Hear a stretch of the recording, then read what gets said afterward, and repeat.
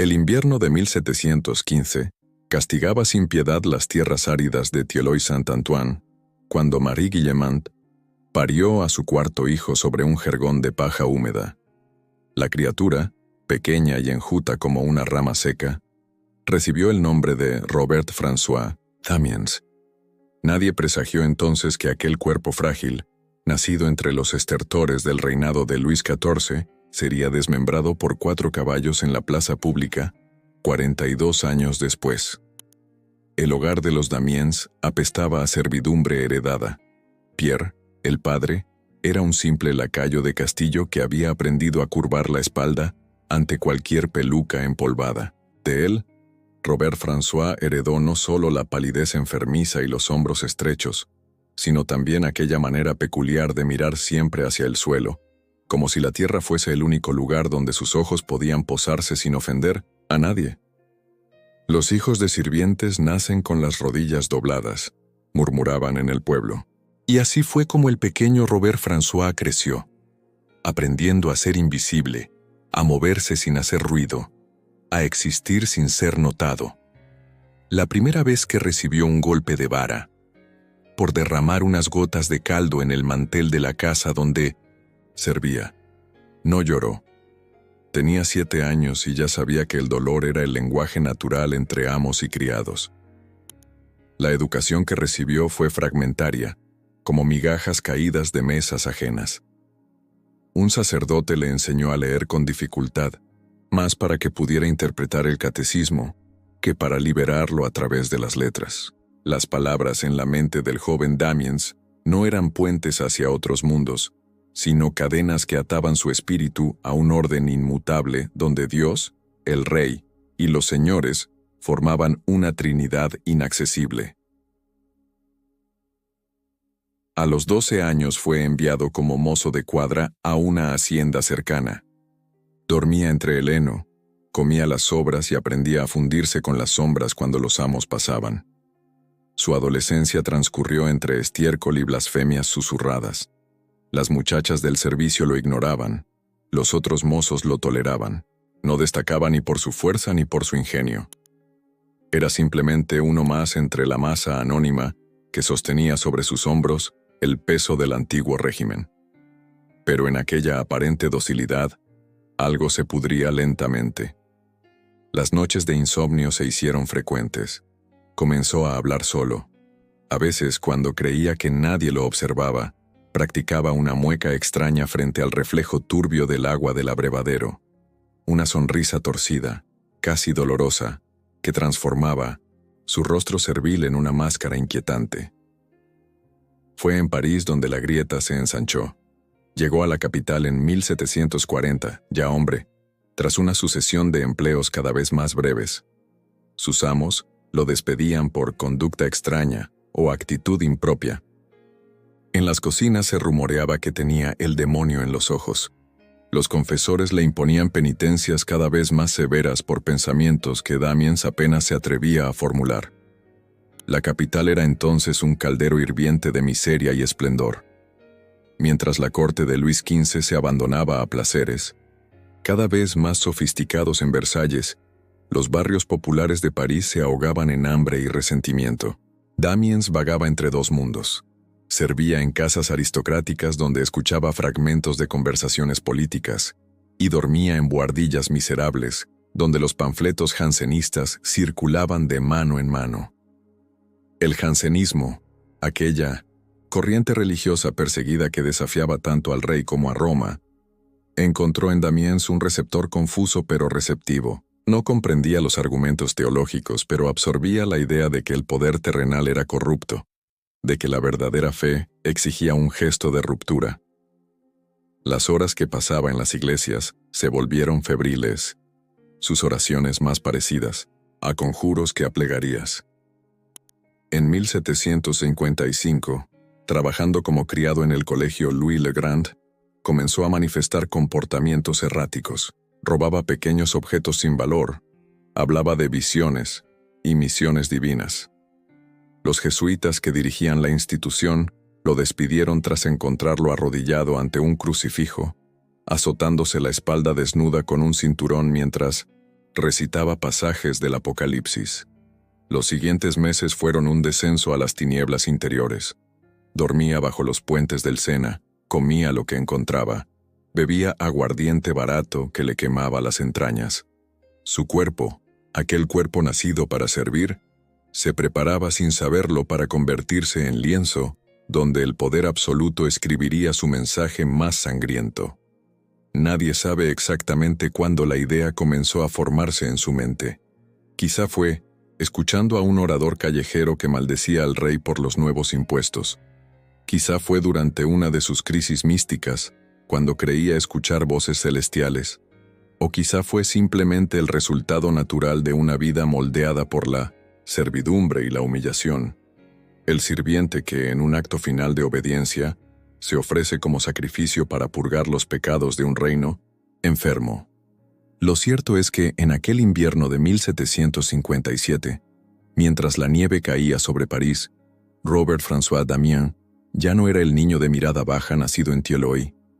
Era un recipiente lleno de furias antiguas, un cuerpo tallado por el desprecio, un hombre que caminaba hacia su destino con la determinación ciega de quien ya no tiene nada que perder.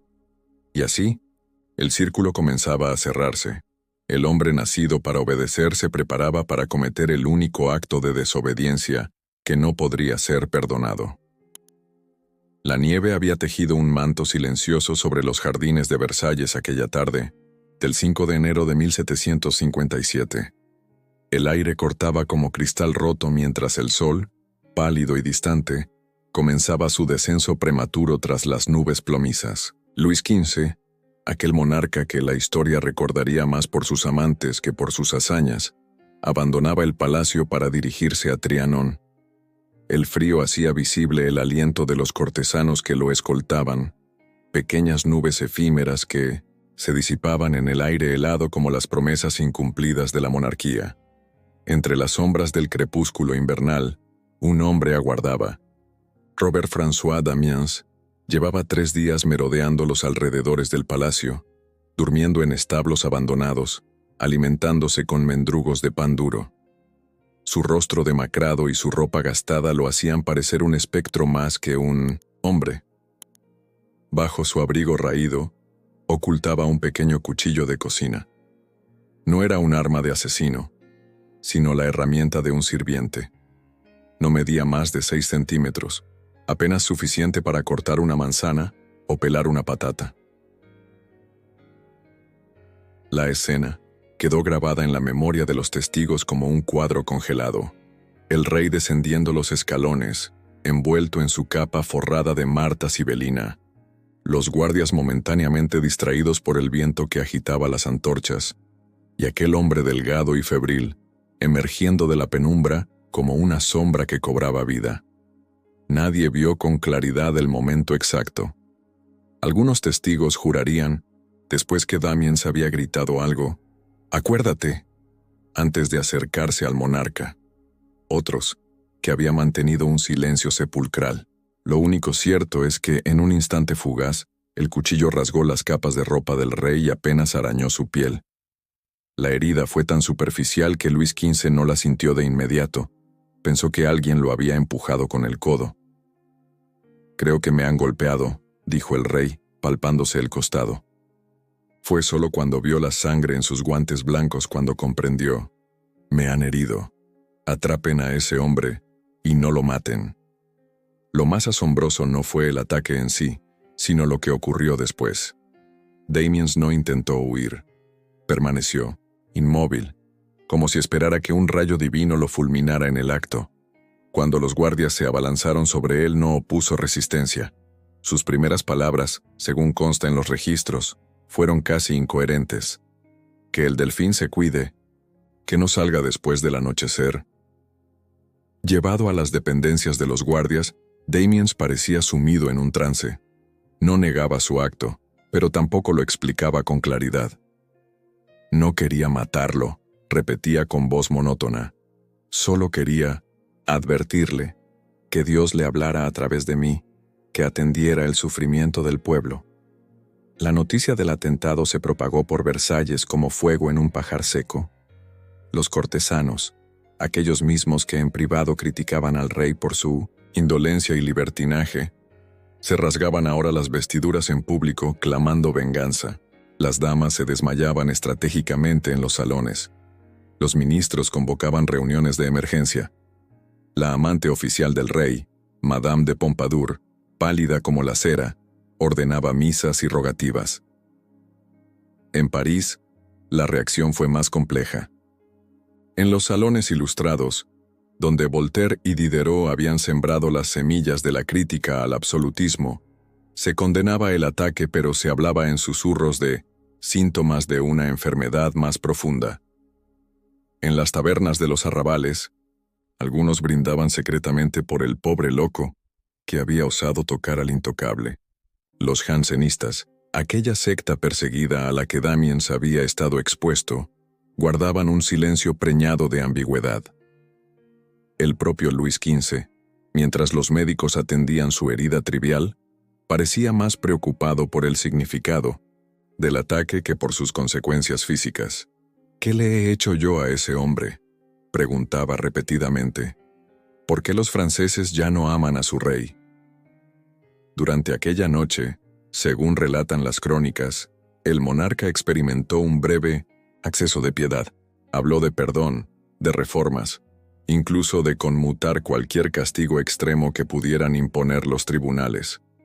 Pero el amanecer disipó tales veleidades compasivas. El aparato del Estado, aquel mecanismo implacable construido por Luis XIV, ya se había puesto en marcha. El ataque no podía interpretarse como el acto aislado de un perturbado. Debía convertirse en una conspiración, un complot, una amenaza existencial que justificara la más severa de las respuestas. El interrogatorio de Damiens comenzó aquella misma noche en Versalles y continuó durante semanas en la Conciergerie de París.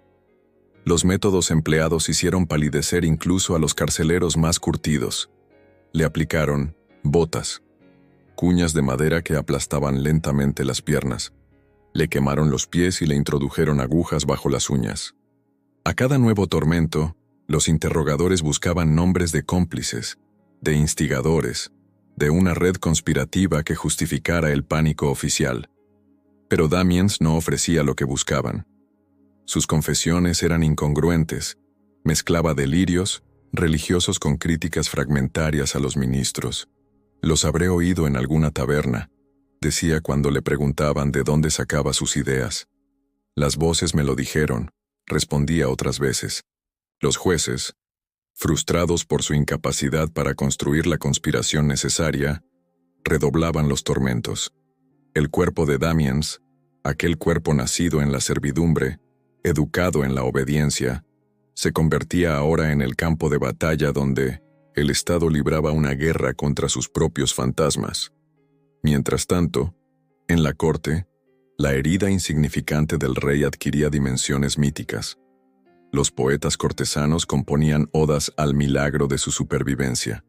Los sermones dominicales hablaban de intervención divina.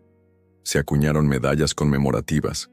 La propaganda real transformaba un rasguño en una prueba del favor celestial hacia la dinastía Borbón. El 26 de marzo de 1757, tras casi 3 meses de proceso, el Parlamento de París dictó sentencia. El documento, redactado en un francés arcaico y solemne, condenaba a Robert-François Damiens no solo a morir, sino a perecer de la forma más espectacular y dolorosa que la imaginación judicial pudiera concebir. No era simplemente una sentencia, era un guión litúrgico para un sacrificio público. Esa noche, en su celda de la Conciergerie, Damiens recibió la visita de un confesor. El sacerdote, perturbado por lo que había leído en la sentencia, apenas podía mirar a los ojos del condenado. ¿Comprendes lo que te espera?, preguntó finalmente.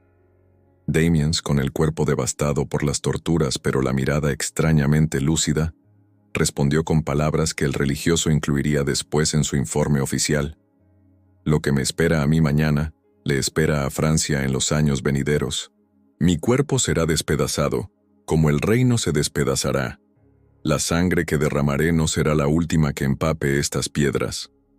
La profecía, pronunciada por aquel sirviente semiletrado, quedaría suspendida en el aire como una maldición, mientras se preparaba el escenario para el último acto de su tragedia personal.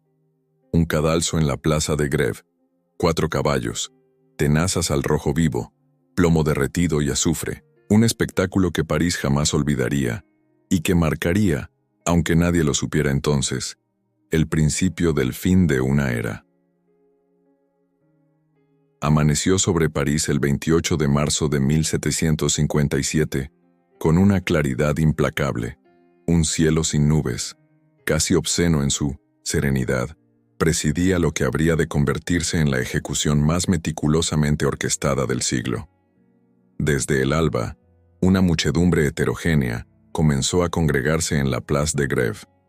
Artesanos con las manos aún manchadas de tintes, burgueses de levita oscura, damas de la aristocracia ocultas tras antifaces de terciopelo, niños harapientos que se colaban entre las piernas de los adultos. Todos convergían hacia aquel teatro del horror con una mezcla de solemnidad y excitación apenas disimulada.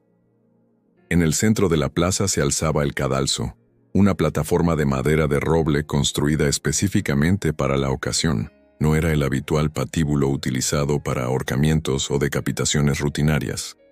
Esta estructura, de casi 1,5 metros de altura, había sido diseñada según las indicaciones precisas del verdugo real, Charles Henry Sanson, un hombre que ejecutaba su oficio con la precisión matemática de un relojero y la gravedad solemne de un sacerdote. A las 2 de la tarde, mientras las campanas de Notre Dame tañían con insistencia metálica, la carreta que transportaba a Damiens hizo su aparición en la plaza. El condenado, vestido únicamente con una camisa blanca de lino basto, iba atado con gruesas cuerdas de cáñamo. Su rostro, antes marcado por la intensidad febril, mostraba ahora una palidez marmórea. Le habían afeitado la cabeza, según dictaminaba el protocolo para los regicidas.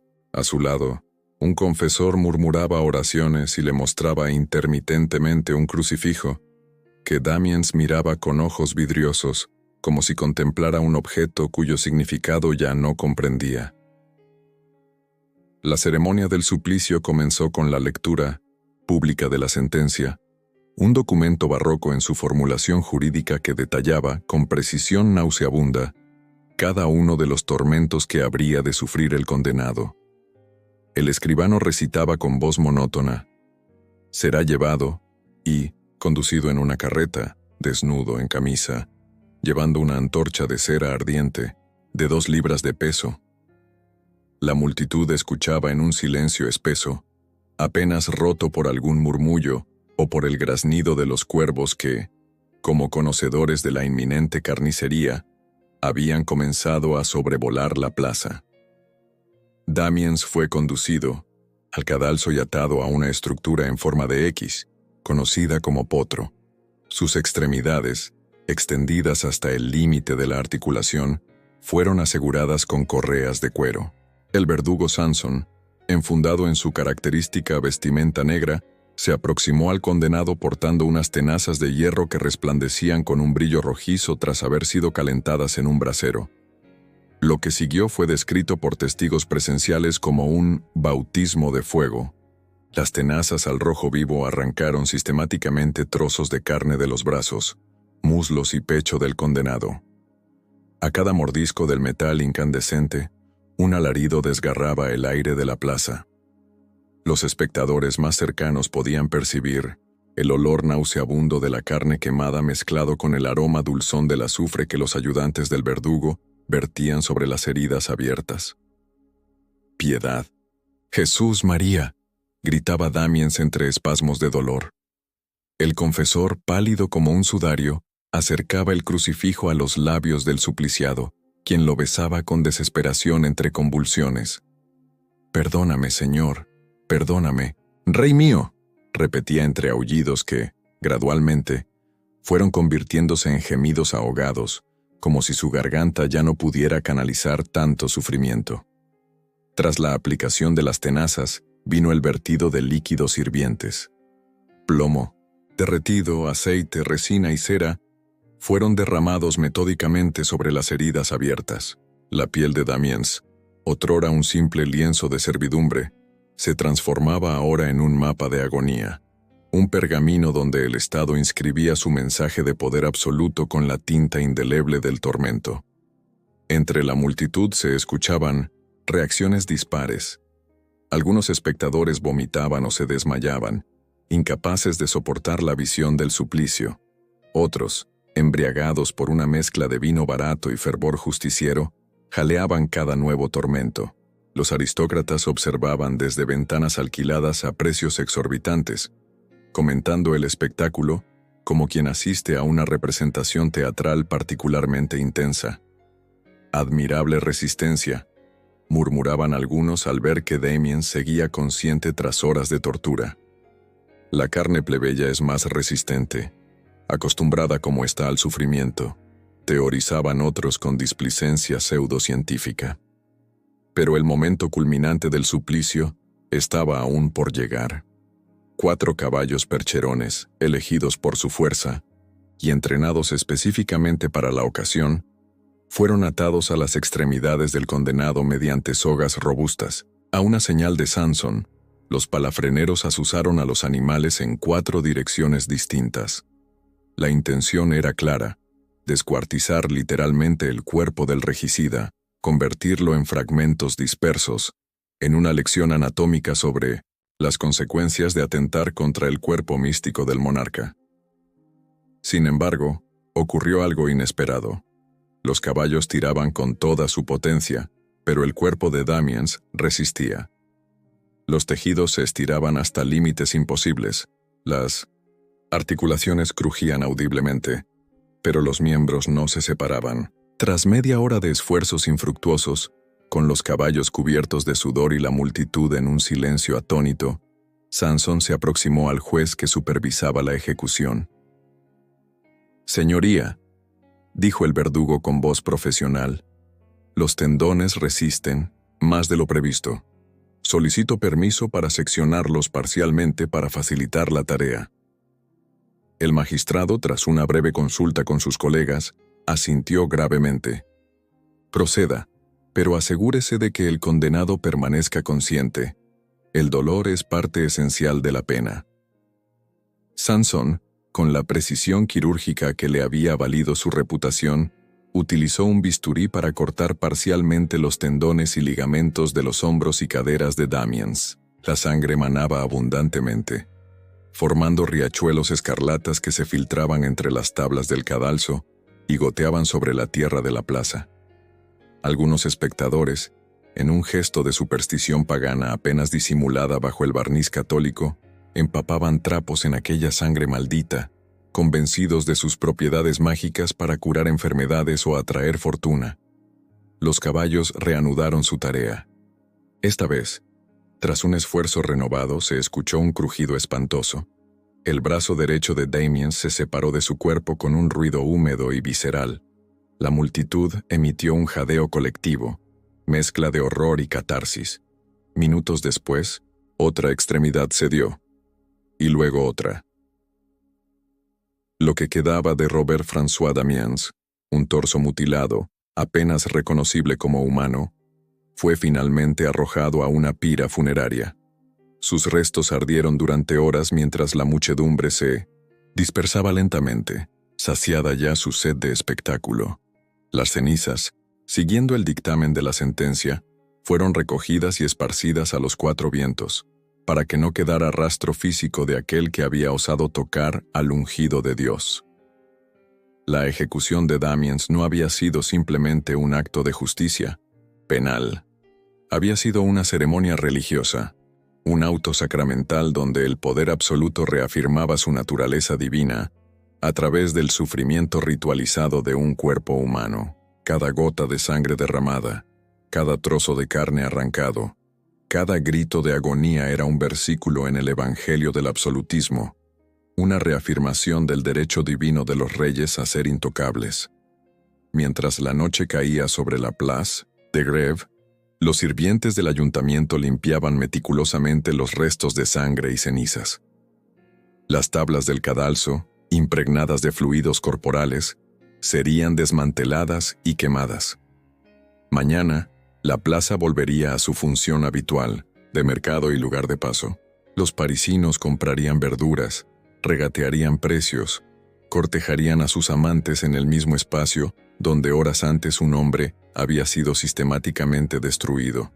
Pero algo impalpable quedaba flotando en el aire, algo que ni las escobas municipales ni los incensarios purificadores podían eliminar. La sombra de una duda, el fantasma de una pregunta no formulada. ¿Era realmente necesaria tanta crueldad para proteger a un monarca apenas rasguñado? ¿Qué clase de sistema necesitaba tales demostraciones de fuerza para mantener su legitimidad? En los salones ilustrados de París, aquella misma noche, hombres como Diderot y D'Alembert discutían en voz baja sobre el espectáculo del día. Lo que hemos presenciado hoy, decía uno de ellos, no es la fortaleza de la monarquía, sino su miedo. No es su poder lo que han exhibido, sino su terror. Palabras peligrosas, palabras que, como semillas arrojadas en tierra fértil, germinarían en las décadas siguientes hasta florecer, 32 años después, en forma de revolución. El cuerpo destrozado de Damiens se había convertido, sin que nadie lo previera, en el primer mártir de una causa que aún no tenía nombre. Su sangre, derramada para fortalecer el trono, había comenzado a corroerlo silenciosamente desde sus cimientos. Las cenizas de Damiens se habían disipado en el viento parisino, pero su ausencia palpitaba como una presencia obstinada. El ritual del suplicio, diseñado para borrar al criminal de la memoria colectiva, consiguió precisamente lo contrario. El vacío que dejó aquel cuerpo desmembrado se llenó inmediatamente de rumores, interpretaciones y mitos que transformaron al lacayo insignificante en una figura espectral que rondaba la conciencia de una nación. En las tabernas de Saint-Antoine, donde los artesanos vaciaban jarras de vino áspero después de jornadas extenuantes, se hablaba de Damiens en susurros. No estaba loco, decían unos. Era un iluminado, contradecían otros. La ausencia de una conspiración demostrada alimentaba todas las teorías. Para algunos, había sido un instrumento de los jansenistas. Para otros, un peón de los jesuitas. Los más audaces lo vinculaban a sociedades secretas inglesas o a facciones ocultas de la propia corte. La paradoja resultaba evidente. Al negar que Damiens fuera parte de un complot, el poder lo convertía en el centro de todos los complots imaginarios. La monarquía, por su parte, intentaba sellar el episodio bajo una losa de silencio oficial. Se prohibió la publicación de panfletos que mencionaran el atentado o la ejecución. Los grabados que ilustraban el suplicio fueron confiscados. Se dictaminó que el apellido Damiens no aparecería en ningún registro público futuro. Incluso su pueblo natal, Thielloy-Saint-Antoine, sufrió el estigma. Sus habitantes comenzaron a ser vigilados, sus cartas interceptadas, sus conversaciones escuchadas por informantes.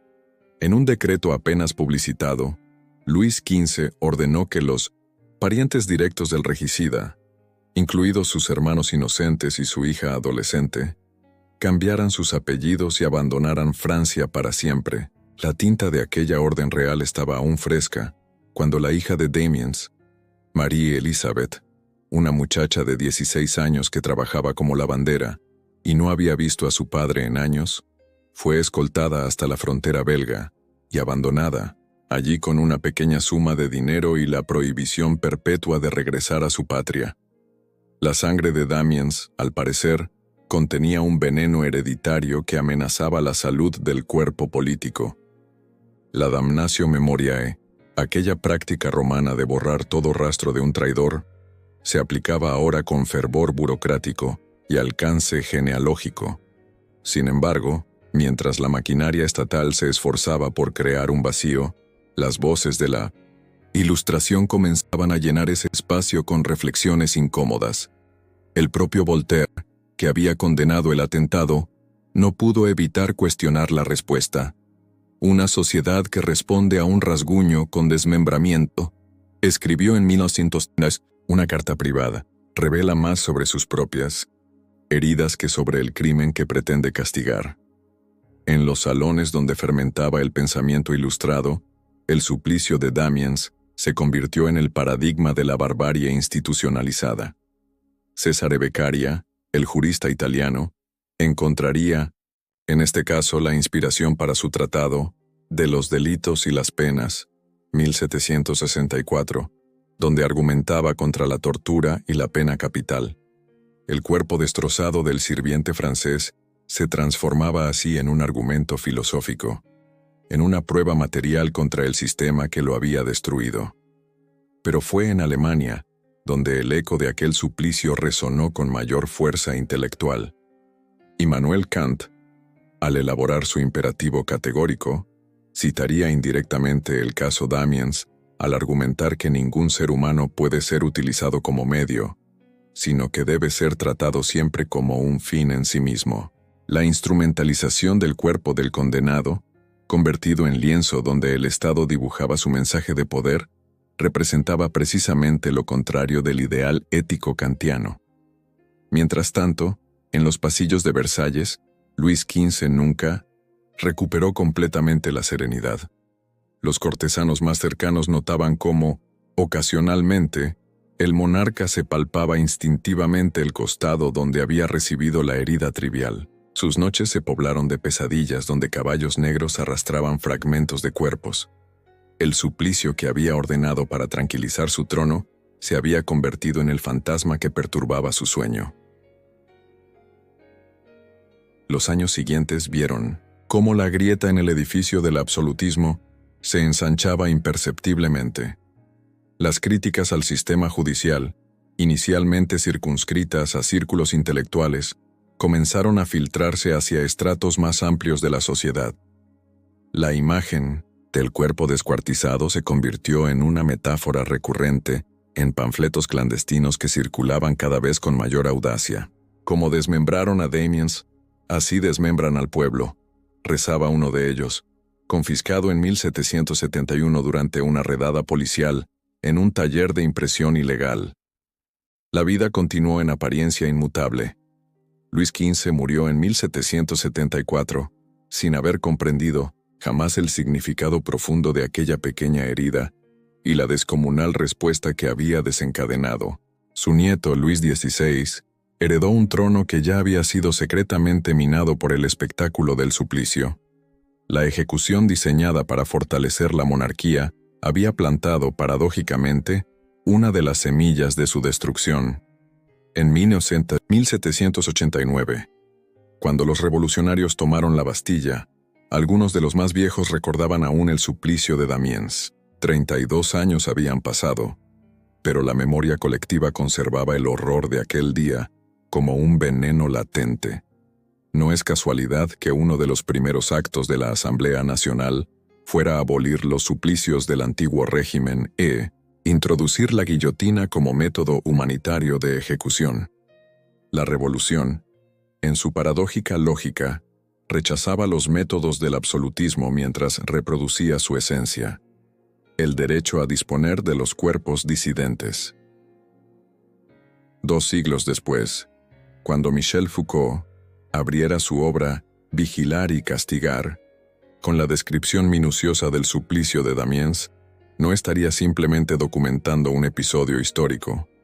Estaría reconociendo que aquel cuerpo destrozado en la Place de Grève nunca había dejado realmente de significar, de interpelar, de inquietar. El crimen, el verdadero crimen, no había sido el rasguño infligido al monarca, sino la respuesta del sistema, un espectáculo de aniquilación que revelaba la naturaleza profunda del poder absoluto. Y así, la paradoja se completaba. El hombre condenado al olvido perpetuo se había convertido en inolvidable, el sirviente insignificante, cuya vida no había dejado huella, había inscrito con su muerte una marca indeleble en la conciencia occidental. El eco de su destrucción, lejos de apagarse, resonaría a través de los siglos, repitiéndose en mí y non insinto. Cada reflexión sobre el poder, el castigo y los límites de lo humano. Hay una matemática siniestra en la desproporción, un cálculo perverso en la asimetría entre el rasguño y la desmembración, entre el gesto desesperado y la respuesta apocalíptica. La pequeña hoja de Damiens apenas rasgó la piel real. La maquinaria estatal desplegó en respuesta todo su arsenal de destrucción. Esta ecuación desequilibrada no es un error de cálculo. Es la revelación involuntaria de una verdad que el poder preferiría mantener oculta. Cuando un Estado necesita convertir el cuerpo de un sirviente en escenario de una carnicería pública, lo que demuestra no es su fortaleza, sino su fragilidad esencial. Lo que exhibe no es su legitimidad, sino la ausencia de ella. Lo que confiesa sin pretenderlo es que su autoridad no emana naturalmente de un orden cósmico inmutable, sino que debe ser constantemente reafirmada mediante espectáculos de violencia ritualizada. El absolutismo monárquico del siglo XVIII se sostenía sobre una premisa teológica. El rey no era simplemente un gobernante temporal, sino una figura sacramental, un mediador entre lo humano y lo divino. L'État, c'est moi, había proclamado Luis XIV, el abuelo de Luis XV. El Estado soy yo. Una ecuación perfecta que fusionaba la persona física del monarca con la abstracción del poder político. Tocar al rey no era simplemente un crimen contra un hombre, era un sacrilegio, una violación del orden cósmico. Pero esta teología política contenía una contradicción fundamental que el atentado de Damiens expuso brutalmente. Si el rey era verdaderamente divino, ¿cómo podía ser vulnerado por la mano de un sirviente? Si su autoridad emanaba directamente de Dios, ¿cómo podía un simple mortal amenazarla con un cuchillo de cocina?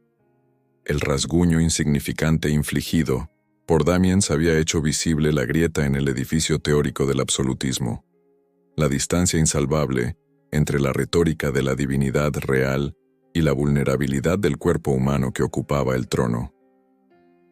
El suplicio de Damiens fue, ante todo, un intento desesperado de cerrar esa brecha, de restaurar la ficción de la invulnerabilidad real mediante un despliegue excesivo de violencia. Cada tenaza al rojo vivo, cada gota de plomo derretido, cada caballo tirando de las extremidades del condenado, todo formaba parte de un exorcismo público destinado no tanto a castigar al culpable, como a purificar simbólicamente el cuerpo místico del monarca, contaminado por el contacto sacrílego. La paradoja resulta evidente. Para reafirmar su carácter divino, la monarquía debía descender a lo más terriblemente humano. Para demostrar su trascendencia, necesitaba hundirse en la inmanencia, sangrienta.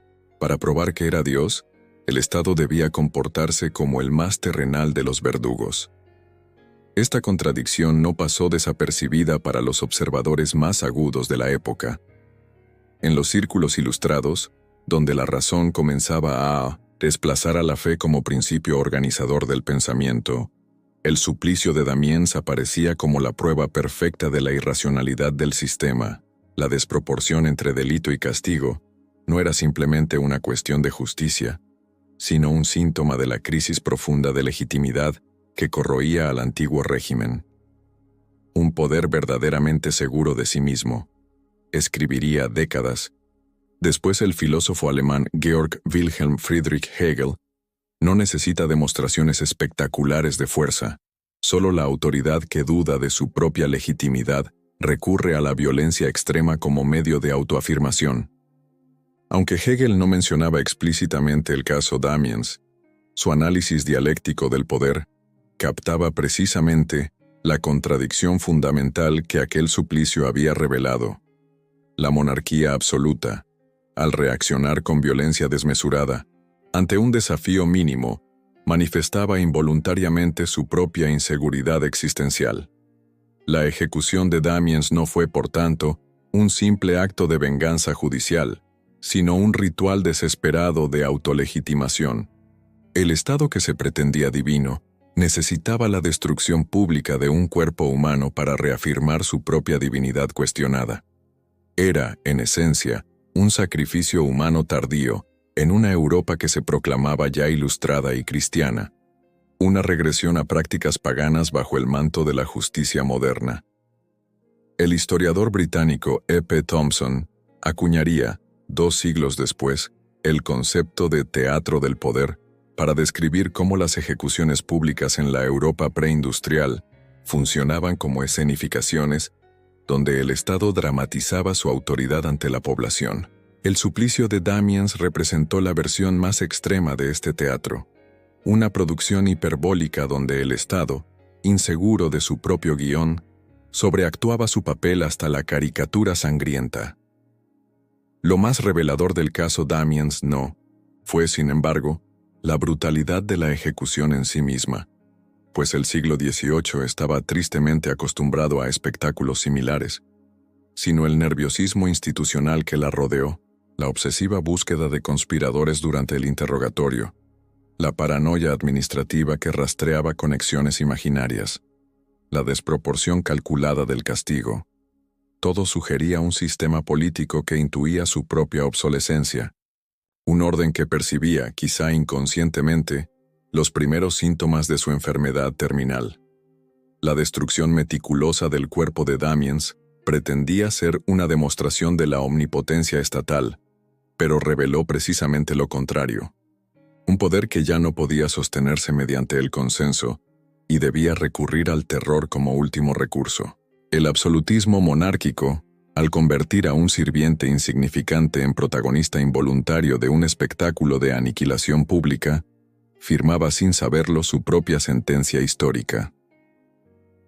Lo que ninguno de los arquitectos de aquel suplicio pudo prever fue la transformación alquímica que la historia operaría sobre su significado. Lo que fue concebido como una reafirmación del orden tradicional se convertiría, en la memoria colectiva y en la reflexión filosófica posterior, en el símbolo perfecto de la irracionalidad de ese mismo orden. La ejecución que pretendía silenciar la disidencia generaría, paradójicamente, nuevas voces críticas, nuevos cuestionamientos, nuevas formas de pensar la relación entre el poder y los cuerpos sobre los que se ejerce. La revolución que estalló en 1789 no fue, por supuesto, causada directamente por el suplicio de Damiens. Las raíces de aquel terremoto histórico eran múltiples y complejas: crisis económicas, tensiones sociales, fermentación intelectual, resentimientos acumulados durante generaciones. Pero en el imaginario revolucionario, la imagen del cuerpo desmembrado en la Place de Grève ocuparía un lugar simbólico privilegiado, la encarnación perfecta de la arbitrariedad del sistema que se pretendía derrocar. Cuando la guillotina reemplazó a los suplicios del antiguo régimen, los revolucionarios creyeron estar inaugurando una nueva era de racionalidad penal. La máquina diseñada por el doctor Guillotin prometía una muerte rápida e igualitaria, sin los excesos teatrales del pasado monárquico. Pero la historia, con su ironía implacable, convertiría también este instrumento humanitario en un símbolo de terror sistemático. El cuerpo de Luis XVI, descendiente directo de aquel Luis XV que había ordenado el suplicio de Damiens, caería bajo la misma lógica de violencia política, aunque revestida ahora de racionalidad revolucionaria. Esta circularidad histórica revela una verdad incómoda. Los sistemas de poder, incluso aquellos que se presentan como ruptura radical con el pasado, tienden a reproducir los mecanismos profundos de sus predecesores. La guillotina revolucionaria, en su aparente racionalidad técnica, perpetuaba la misma lógica fundamental que había animado el suplicio de Damiens: la creencia de que el Estado puede y debe inscribir su mensaje de autoridad sobre los cuerpos de los disidentes. La modernidad política nacería marcada por esta contradicción no resuelta. Por un lado, el reconocimiento formal de la dignidad inalienable del individuo. Por otro, la persistencia de prácticas que reducen ciertos cuerpos humanos a meros vehículos para la afirmación del poder estatal, desde las ejecuciones públicas del antiguo régimen hasta los campos de concentración del siglo XX, desde la guillotina revolucionaria hasta la silla eléctrica contemporánea. Una línea subterránea conecta las diversas manifestaciones de esta contradicción fundamental. El cuerpo destrozado de Damiens permanece así, como un espejo inquietante donde cada época puede contemplar sus propias contradicciones no resueltas. Cuando un Estado, antiguo o moderno, democrático o autoritario, secular o teocrático, necesita destruir sistemáticamente un cuerpo humano para reafirmar su autoridad, está confesando implícitamente la fragilidad de sus fundamentos. Está reconociendo que su divinidad pretendida es una construcción artificial que requiere sacrificios periódicos para mantener su credibilidad. La verdadera lección del suplicio de Damiens, la que resuena a través de los siglos hasta nuestro presente, no es simplemente un recordatorio de la crueldad del pasado, sino una advertencia sobre las tentaciones permanentes del poder. Cuando el Estado, cualquier Estado, comienza a comportarse como si fuera Dios, infalible, omnipotente, más allá de todo cuestionamiento, el camino hacia el abuso está abierto. La divinización del poder político, sea bajo la forma de la monarquía absoluta del siglo XVIII o bajo los ropajes ideológicos del siglo XXI, contiene siempre el germen de la violencia desproporcionada. El sirviente descuartizado en la Place de Grève nos susurra todavía, desde el silencio de su destrucción histórica, que ningún orden político puede pretender legitimidad duradera si necesita convertir cuerpos humanos en altares de su autoafirmación, que ningún Estado puede reclamar autoridad moral si responde a la vulnerabilidad con la aniquilación, que ningún poder es realmente divino cuando necesita probar que lo es mediante el suplicio de los mortales.